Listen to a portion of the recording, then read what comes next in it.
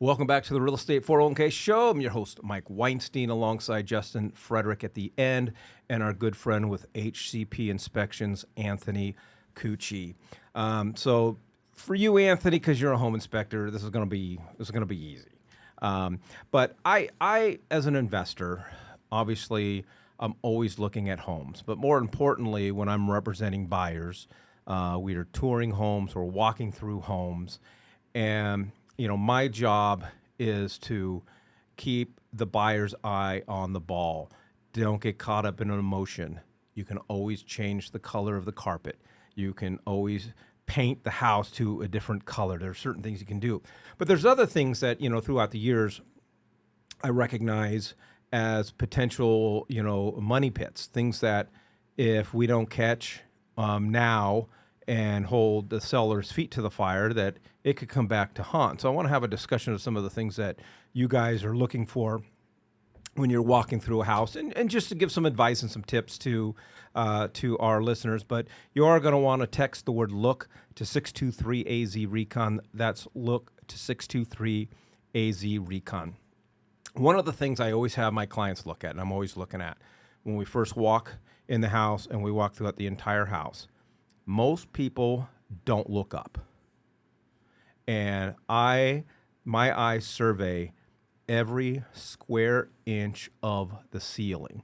I'm looking for bubbles in the paint that show past, water damage, discoloration that shows past water damage, because the biggest thing is, and one of the most expensive things to fix is a roof, and it's so important.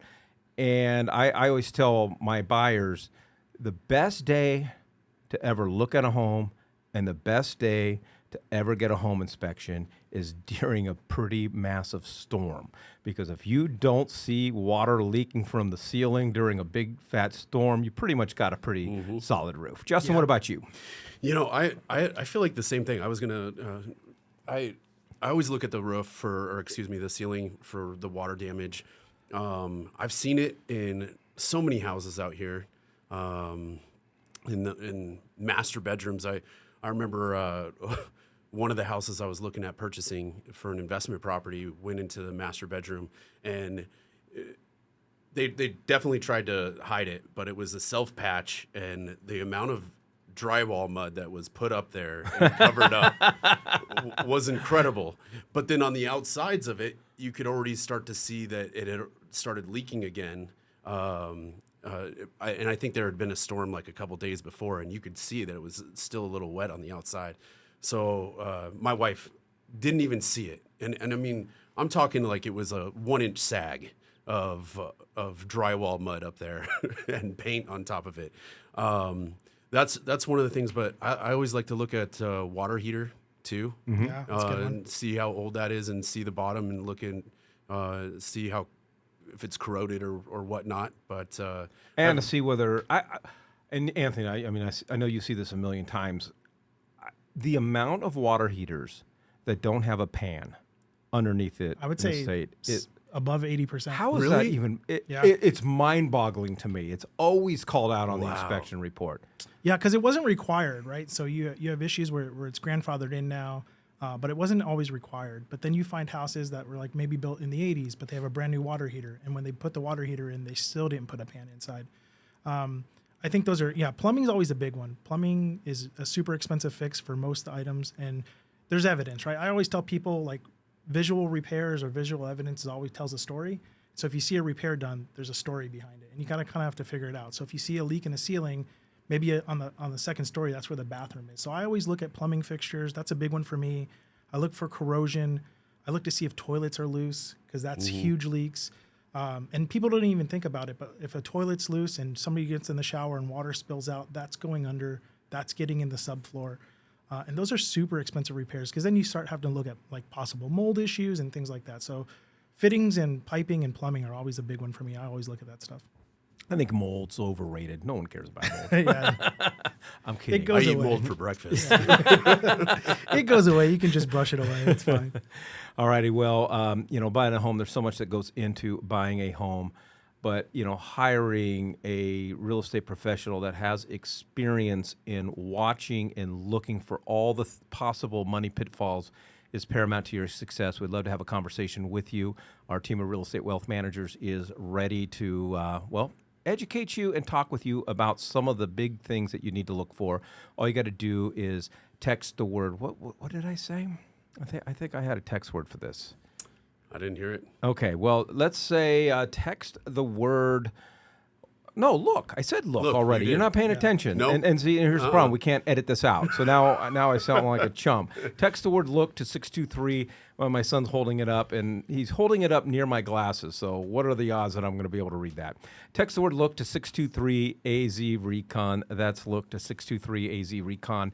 One of the other things I like to look at, and oftentimes you have to have your glasses with you. And even if you have to have your glasses with you, you're not going to be able to read the label. But you got to take a look at the AC unit. Because these AC units bake out there in this heat.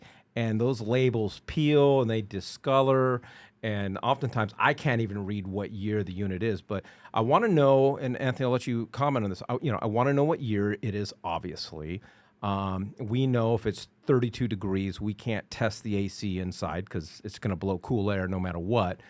But, this issue with Freon, age is important as far as what type of refrigerant that is going to be required. So if you have a older AC unit and now that Freon is on its way going bye-bye, when that AC starts to break and needs repaired, you're stuck buying a brand new AC unit that takes the new refrigerant and or doing some sort of conversion to it. Yeah, and then you're looking at replacing the air handler at that point and everything else. So the first 4 digits in a serial number will tell you the year of the unit. So it's usually the first 2 or the second 2, and that'll tell you the year of the unit. I would say as soon as it starts getting in the 12-year range and there's signs of deficiencies, dented fins, rusted fins, things like that, it might be a conversation to start investing or budgeting for a new one. But I think HVAC is a super important conversation there. Yeah, and I think too, Justin, with that is, and this is where we do really, really well on our team as negotiators. For me, something doesn't have to be broken for me to ask the seller to pay for it. There are things that we see that are ticking time bombs. And a lot of agents will get intimidated away from that or think, oh, well, it's still operating. The inspection report says it's still blowing out within that split differential that it needs to be at. But we know this could be 6, 9, 12 months down the road before this thing goes bye-bye. And we oftentimes ask the seller to take care of it. Yeah, what's the worst thing to tell you is no. Then maybe you rethink about your investment and walk. But we also have, I'm going to bring it up, we have renovation loans that can cover new ACs or problems within the home. Maybe you can get a really good deal on the house because there's issues with the home, leaky roof, things like that. We can do a renovation loan on it and get your replacements. But yeah, that's important to me too. One of the other things I like to look at is the windows. A lot of times people have windows covered up, and that's a big source of insulation for a home out here in Arizona. I want to see if the seals have been busted. That's so funny because I've heard so many different stories about that. And just for the record, I mean, you can fix a blown seal, but it's way cheaper just to replace the window. Yeah. So repair versus replace is a huge, differential when it comes to windows, and I think replacing is the key. That's what you have to do. Now, when the seal's blown, how big of a difference does that make for the insulation of a home? Well, I think in one aspect, oftentimes the window becomes discolored, and so now it's just aesthetically unappealing. Mm-hmm. Yeah. I think that's how it starts, right? It starts with that it doesn't look great, right? There's fogging, there's moisture in it.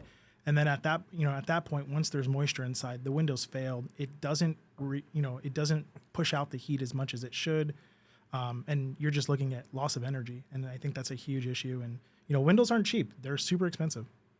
All righty. If you'd like some more information about what to look for when walking a home and talk with one of our real estate professionals, real estate wealth managers, all you got to do is text the word "look" to 623 AZ Recon. That's "look" to 623. AZ Recon. All right, Anthony, I've saved the best for last. Probably when I'm looking at homes with clients, the number one thing I find that their eyes are drawn to, and I get questions about, are settling cracks, or they're walking out in the patio. There is a crack along the patio, which would indicate there could possibly be some cracks in the foundation. And what does that mean? And at what point is it a concern? When am I looking at a crack and going, okay, we're probably going to need to hire an additional inspector who specializes in foundations? Yeah, so let's get rid of the fallacy altogether. The patio slab has nothing to do with the foundation of your home. Generally, that's a separate pour altogether. And same with the garage. The garage isn't part of the main foundation of the home. What you're looking for is on the exterior, you're looking at that stem wall. So that 6 inches of space between the siding, where the siding ends and the ground starts. You're looking for horizontal cracks, right? Where vertical cracks are, they need to get sealed up and fixed, but they're not as concerning as horizontal or diagonal cracks. As soon as the cracks start becoming horizontal, that's more of a concern for me. We live by a rule of an eighth of an inch or greater. So if it's larger than that or wider than that, we definitely recommend calling somebody in. And it could be as simple as sealing it up and coating it, or if you go inside and there's other signs that could mean foundation work. We look for windows not closing properly. We look for, by the door area, is there cracking on the interior of the drywall? Does the door stick? And things like that. So there's other tell signs that the foundation's going bad. I looked at a home once. I showed a home. It was out in Mesa. And there was a crack pretty much going all along the tile line throughout the entire house. Like all the grout was just cracked in kind of a jig, kind of like a straight line. And I'm thinking to myself, I'm no expert. That might be a problem, though. Yeah, I mean, cracks follow the path of least resistance. And so, generally when you start seeing them go diagonal or, what we call step cracking and popping, that's usually an area of more concern. But yeah, any kind of cracking or displacement generally just means that there's been some kind of movement. Alrighty, there's a lot that goes into obviously buying a home, but there are certain things, certain key indicators that you need to look for. Not to say that you should be scared from buying the home. Oftentimes, issues with homes like this bring more opportunity as a buyer and as an investor, but it's important that you talk with a real estate wealth manager, have somebody that understands this process, knows what to look for, work with you. We'd love to have that chat with you. All you got to do is text the word LOOK to 623-AZ-RECON. That's LOOK to 623-AZ-RECON.